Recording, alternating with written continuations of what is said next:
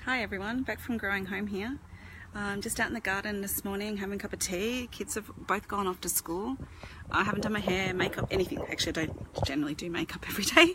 I've just walked to my daughter. She started high school, so she's getting the bus down to the bus stop this morning.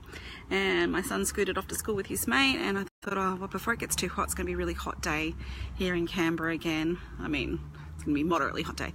I'd get some gardening stuff done, sort out some of those powdery mildew leaves and water some of the garden bed that doesn't have automatic irrigation. So I was at yoga last night.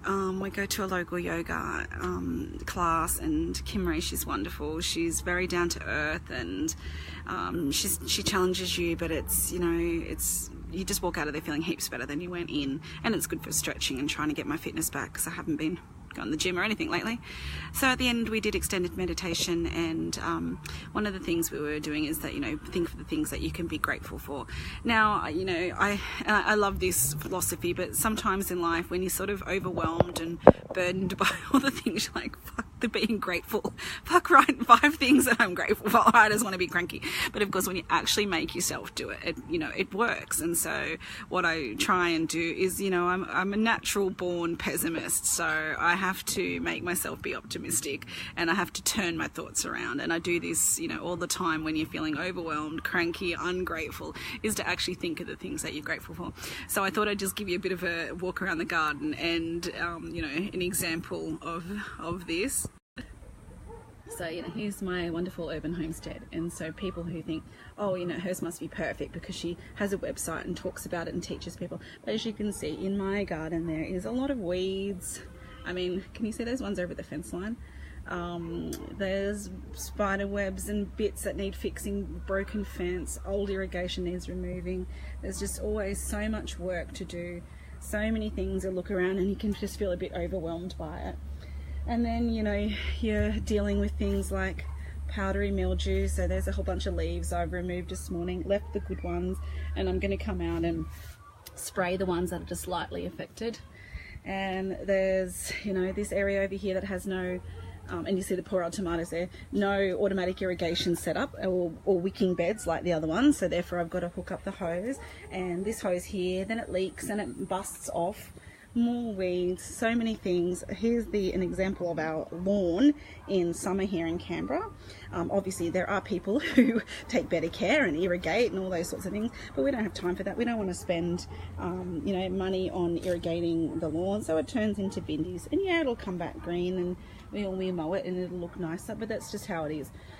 But there's all these sorts of things that are going on, especially in the garden. You've got all these challenges where you're checking the leaves. What is that pattern? Is it soil deficiency, mineral deficiency? Is it a bug? Is it a virus? Is it something I'm doing or not doing? And it can become quite overwhelming. You can start to certainly lose the gratitude. And you're saying, oh, okay, well, I know what this is. See, those peaches we're not harvesting now. We're throwing them in the bin because dried fruit beetle has gotten in and brought brown rot. So even when you do know what's going on, it's just the thought of, oh, I've got to now get those fruit off and dispose of them, or otherwise then it's going to, only get worse. And then you've got like things like the raspberries down here. You can see, yeah, okay, raspberry canes, they do need to be chopped down every couple of years. Is that heat? Is that wilt? Is that a disease? Is it something we've done or not done? And it starts to become very overwhelming when you're facing all the general life things. And then you've got your garden that you're trying to work out what's wrong with it. And then you've got to actually harvest the stuff and cook it. And maybe then the kids don't want to eat it, or your partner doesn't give you any support in the garden because they're too busy doing their own thing. And there's all these things that start to become a bit overwhelming and a bit much. And so what you've then got to do is try and remember all the good things. And you look at the little things and you go, isn't it amazing how nature can make this bright purple flower for those beans? Look at these flowers, even though they're being nibbled by grasshoppers on the ends, and you can probably see little grasshopper larvae in that one. That this opportunity I have to be involved with nature, connect with nature, get the kids involved, and they know stuff, even if they're not out here. They're not out here picking the snow peas and eating them before they get inside. My kids aren't like that.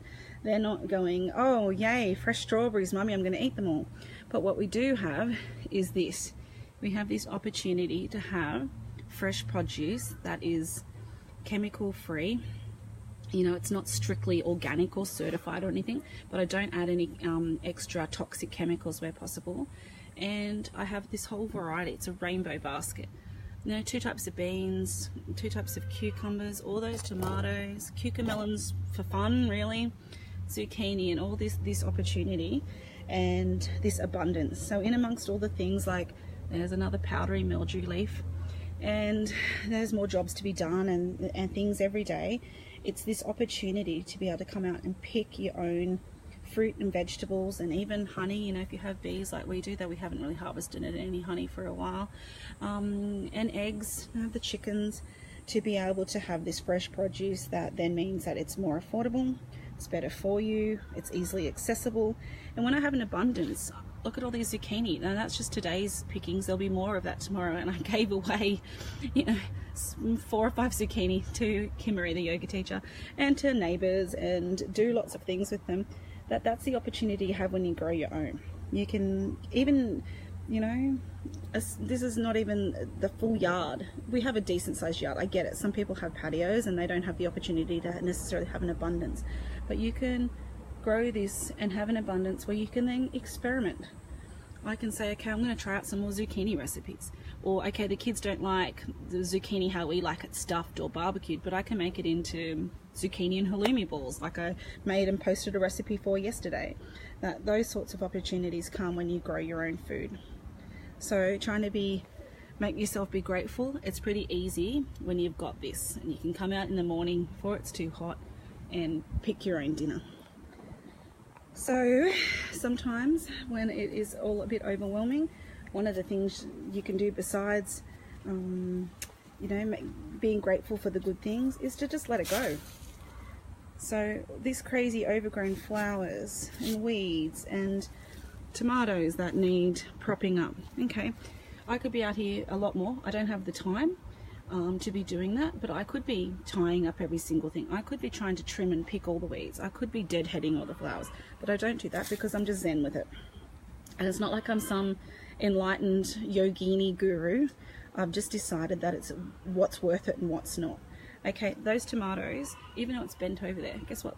It's still going to grow. And if they don't grow, then I've got all these other ones. So if you're like freaking out because you're thinking, oh God, I've got to get out to the garden and I've got to work out what that wilt is. Is that something, a virus, something I've got to do something about? Is it going to get worse? Do I need to pick it all off? Sometimes you just go, oh well, I'm just going to leave it. Look at the rest of the plant.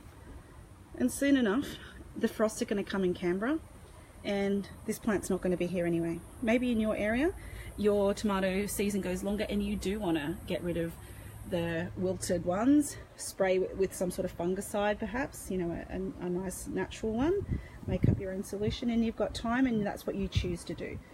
Other times you'll just go, yeah, there's weeds, they're annoying, they don't look pretty, but they're not stopping the tomatoes from growing, so those ones actually need some water.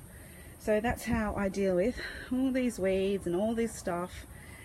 We do a lot, but then there's just so much we choose that we don't do. And we still have fairly productive gardens, and we still get those rainbow baskets. So if you have any challenges that you're facing in the garden, kitchen, preserving, cooking, chickens, you can then maybe try and think of a positive that comes along with it, so you can turn the negative thoughts around. You can even send me a message if you like with perhaps 3 of your challenges and then 3 solutions or 3 good things. Or you can join the Growing Home community and we can have a chat about those sorts of things, because I know what it's like when you're trying to do the right thing by your family and by yourself to grow food, and especially if you've got dietary requirements like we do, and that's the reason why you do it, is that it can be challenging. So we're in it together, and you can sorry, here I am again. We can work it out together. We could be zen with the weeds together. Hope you guys have a great day.